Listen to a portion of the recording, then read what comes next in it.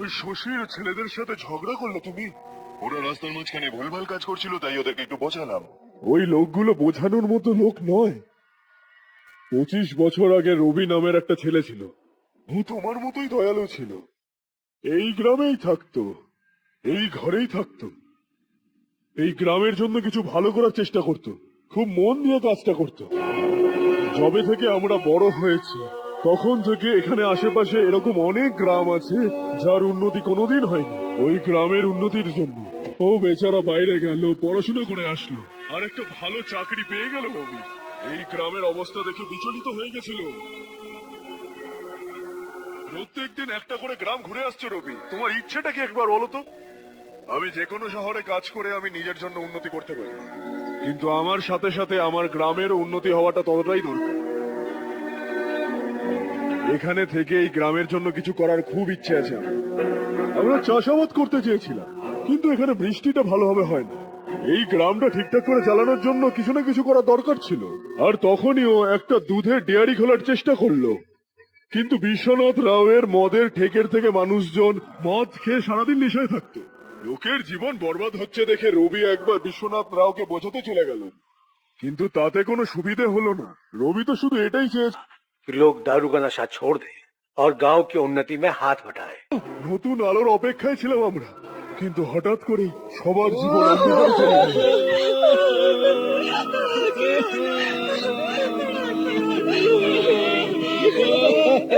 এটা তুই কি করলি?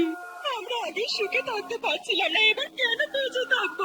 তুই খুশি আছিস? কেন করলি তুই এটা? কেন?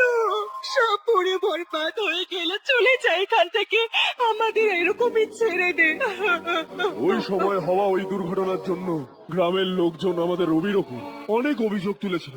পুরো গ্রাম ওকে ভুল বুঝতে শুরু করেছিল। ডেয়ারিতে যে মানুষগুলো আগুনে পুড়ে মরেছিল সেই অভিযোগটা পুরো রবির ওপর গেল। পুলিশের লোকজন রবির একটা কথাও শুনলো না, আর রবিকে অ্যারেস্ট করে নিল। আমাদের রবির জেল হলো। রবি জেল থেকে বাইরে তো চলে আসলো, কিন্তু ওর হৃদয় পাথরের মতো হয়ে দাঁড়ালো। এই দুর্ঘটনার জন্য ও আমাদের গ্রাম আর আমাদের সাথে সম্পর্ক ভেঙে দিল, আর সারা জীবনের জন্য আমাদের ছেড়ে শহরে চলে গেল। ও চলে যাওয়ার পর গ্রাম অন্ধকারে ডুবে গেছে বাবা। এই গ্রামবাসীর সমস্ত আশা মারা গেছে। কিন্তু যেদিন থেকে তুমি এই গ্রামে পা রেখেছো, সবকিছু কেমন যেন একটা পাল্টে গেছে বাবা। গ্রামবাসীদের আশায় জল ঢেলো না বাবা।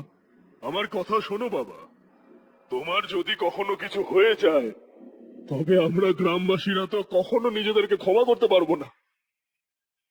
অনেক দেরি হয়ে গেছে বাবা, যাও ঘুমিয়ে পড়ো। তুমি জানো এটা আমার কাছে কত গুরুত্বপূর্ণ। হোলিটা কেমন কাটছে? আর এনজয়িং আছো? খুব ভালো লাগছে। যদি তোমরা দুজন এখানে থাকতে আরো ভালো লাগতো। হ্যাঁ হ্যাঁ অবশ্যই। তোমার এখানে ফেরত আসার পরে প্ল্যান করো। তুমি ফেরত আসছো কবে? আশা, আমি কিছু শুনতে পাচ্ছি না বাবা। পরে কল করছি। হলিডে নিয়ে যাবে বললো, আমাদেরকে নিয়ে যাবে। ও আমাদের ছেলের সঙ্গে পাঙ্গা নিয়েছে ভাই, ওকে আমরা ছাড়বো না। ও পাগলের মতো ওর সমস্ত টাকা গ্রামে ছড়াচ্ছে, আর তুই বলেছিলিস ও যা করবে তাতে আমাদের ফায়দা হবে। হ্যাঁ ঠিক আছে ছাড়। এই ওই ডাম্বেলটা দে আমাকে। আউটডোর জিমটা তো হেভি বস। ভাই একটা সেলফি নেবো?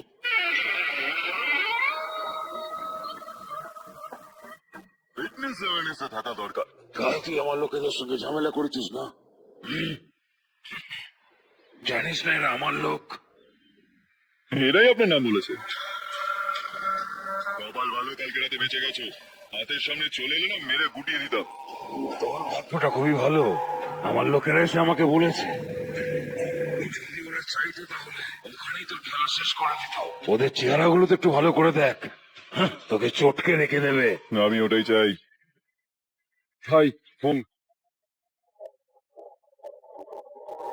হ্যাঁ দাদা, শশী, আমাকে মিনিস্টারের পদ থেকে সরিয়ে দেওয়া হয়েছে। আমি অনেক চেষ্টা করলাম কিন্তু কিছুই হলো না। আমি এখান থেকেই এখন গ্রামের দিকে যাচ্ছি, দেখি কি করা যায়। খুব তাড়াতাড়ি দেখা হবে তোর সাথে। কোনটা তোমাদের সৌভাগ্য রূপে তাড়াতাড়ি এসছে? লাকি বয়েস! আমার সামনে আসিস বা আমার সম্পর্কে কথাও বলিস, তোর পা ভেঙে তোর হাতে ধরে দেবো, বুঝলিস? তোর কনফিডেন্স দেখে আমার মনে হয়েছিল যে চারুও তোকে ভালোবাসে। সরি রমেশ। তোর সঙ্গে তো এটাই হওয়ার ছিল। চল এখন ভেতরে চল। सेंट्रल गवर्नमेंट इस पूरे इलाके को कोस्टल कॉरिडोर प्रोजेक्ट अनाउंस करके करोड़ों में खरीदने वाली है और 2-3 महीनों के अंदर ये अनाउंस कर देंगे। अभी भी मेरे आदमी गवर्नमेंट में है और उन्हीं की वजह से मुझे ये अंदर की खबर मिली। अनाउंस होते ही এর সঙ্গে সঙ্গে জমির দাম বাড়বে। যত বেশি সম্ভব জমি আমাদের হওয়া চাই, কম করে 5 থেকে 6 হাজার একর। কৃষককে 10 থেকে 20 হাজার টাকা দিয়ে ওদের জমিগুলো কেড়ে নাও, আর যদি কেউ নাটক করে তাহলে ওকে কেটে ফেলে দাও। এরকম সুযোগ বারবার আসে না শশী। এইবার আমাদেরকে লক্ষ কোটি বানাতে হবে।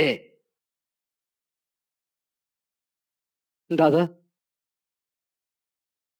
কালকেই আমার ছেলে শহর থেকে এসছে। ও আমাকে আর ওর মাকেও সঙ্গে নিয়ে যেতে চায়। কাল রাত থেকে ওর মাও শহরে যাওয়ার জন্য জেদ করছে। সত্যি কথা বলছি, আমি তোমাকে ছেড়ে যাওয়ার আমার একদম ইচ্ছা নেই। যদি তুমি একবার ওকে বোঝাও তাহলে। তুই আমার নিজের ছোট ভাই রে রমেশ, আমি তোকে সবকিছু বলতে পারি, কিন্তু তোর বউকে তো আমি কিছু বলতে পারবো না রে। আর তোর ছেলে মেয়েও তো এখন অনেক বড় হয়ে গেছে। আমার মনে হয় যে ওর সাথে তোরও গ্রাম থেকে চলে যাওয়া উচিত, ওদের ভালো লাগবে। তাছাড়াও একসাথে আমরা অনেকটা সময় কাটিয়েছি। আর গেলে কোথাওই বাজাবে, শহরেই যাচ্ছ না? যখন মন করবে চলে আসবি। মা, এই জামা কাপড়টা রেখে না, শহরে পুরনো জামা কাপড় কেন পরবি? আরে আমি কিছু ভুলে যাচ্ছি নাকি? আহ, আ ওখানে এমন বসে বসে কি দেখছিস? রাজুর গিয়ে হেল্প কর। মা, ওই বাঁশ বালিশগুলো কেন গোছাচ্ছ? বাবা, ঘরে অতিথি এলে দরকার পড়বে। ওখানে সবকিছু আছে। শুধু জামা কাপড়ের কথা বলছে, ওখানে এর কাছে সবকিছু আছে। ওখানে যাওয়ার পর যদি কিছু থেকে যায় আমি তোকে খবর করে দেবো, তুই ওকে পাঠিয়ে দিবি। হ্যাঁ, আর একবার ভালো করে ভেবে নাও জ্যোতি, আমরা ওখানে গিয়ে আসলে করব কি? এটা আবার কোনো জিজ্ঞাসা করার কথা? এখানে থেকে আমরা কি করব? একসাথে থাকবো সবাই। নিজেদের গ্রামে আরাম করে থাকুন। সত্যি বলতে গেলে শহরে যাওয়ার আনন্দটা বাদ দিলে আপনিও জানেন আপনি কেন যেতে চান। এই বয়সের ওখানে গিয়ে নতুন কিছু দেখতে পাবেন না, শুধু চারদিকে বড় বড় ইমারত। এখান থেকে 4 ঘন্টা মতো বেশি ইলেকট্রিসিটি। लेकिन आपको दूसरों की भलाई सोचने वाले 4 नए लोग नहीं मिलेंगे। आप इस घर में सब पर चिल्लाती हैं, सबकी टांग खींचती हैं, अच्छा लगता है।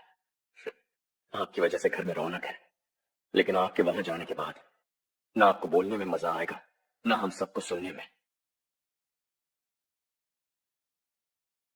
घर से बाहर जाने के लिए बस अपना सूटकेस बांधकर आपको इस घर की दहलीज को लांघना होगा। কিন্তু যদি আপনার ফেরত আসার কখনো মন করে, এই চৌকাটটাই একদিন দেওয়াল হয়ে যাবে। কেউ যদি গ্রাম ছেড়ে যান তাহলে নারায়ণজি বাস স্ট্যান্ড অব্দি গিয়ে তাদেরকে বোঝায়, এটুকুনি আমি শুনেছিলাম। যদি তার নিজের ভাই চলে যায় তো কাল থেকে উনি কাউকে আর মুখ দেখাতে পারবেন না। শহরে সেটেল হয়ে গিয়ে তুমি নিজের মা বাবাকে দেখতে চাও, ইটস রিয়েলি নাইস। কিন্তু ওদের মা বাবার সম দাদা বৌদি থেকে আলাদা করাটা, যদি ওনারা এখানেই থাকেন তাহলে তুমি প্রত্যেক উইকেন্ডে এসে দেখা করতে পারো। রাত্রিবেলা যদি বাস ধরো তাহলে সকালে এখানে পৌঁছে যাবে। কিন্তু যদি ওনারা তোমার সঙ্গে যায় তাহলে এটা শিওর যে তুমি আর বছরে একবারই গ্রামে আসবে না। 2 ভাই 40 বছর ধরে একসাথে রয়েছে, 40 ইয়ার্স, দ্যাটস রিয়েলি সামথিং। দেখতে দেখতে আরো 40টা বছর একসাথে থাকবেন। এদেরকে আলাদা করো না, মনটা ভেঙে যাবে।